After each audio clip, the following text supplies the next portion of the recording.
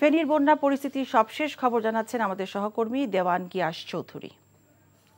গত 9 দিন ধরে ফেনীর বিভিন্ন উপজেলা এভাবেই পানির নিচে তলিয়ে আছে। তো আপনারা যদি খেয়াল করেন, আমি যে জায়গাটিতে দাঁড়িয়ে আছি এটি হচ্ছে ফেনী জেলার দাগনভূঞা উপজেলার বীর অলি ইউনিয়ন, এবং এই ইউনিয়নে আপনারা যদি দেখেন এটি একটি প্রধান সড়ক, এবং এই সড়কে অনেক অনেক মানুষ প্রতিদিন যাতায়াত করেন, কিন্তু গত কয়েকদিন পানি থাকার কারণে আসলে তারা ঠিক মতো চলাফেরা করতে পারছিল না, এবং এই পথে শুধুমাত্র ট্রাক্টরই একমাত্র বাহন ছিল।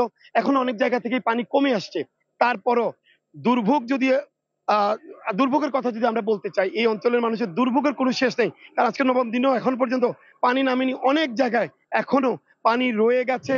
আমরা যতই যাচ্ছি আর মানুষের দুর্ভোগের চিত্র আমরা দেখছি।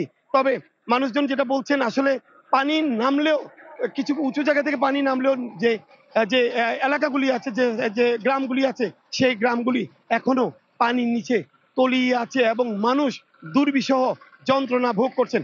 আমাদের ফেনী জেলার সব জায়গাতেই বর্তমান পরিস্থিতি পানি কমা শুরু করেছে, কিন্তু হচ্ছে কিছু কিছু নিচু এলাকা আছে, যেমন আপনার বর্তমানে যে এলাকাটা দাঁড়িয়ে আছেন, আজকে 9ম দিনে এসেও এখানে কিন্তু হাঁটু পরিমাণ পানি। আরো আপনি যদি ভিতরে যান, গ্রাম এলাকায় যান, সেখানে দেখতে পাবেন কোমর সমান, কোথাও গলা সমান এখনো পানি আছে।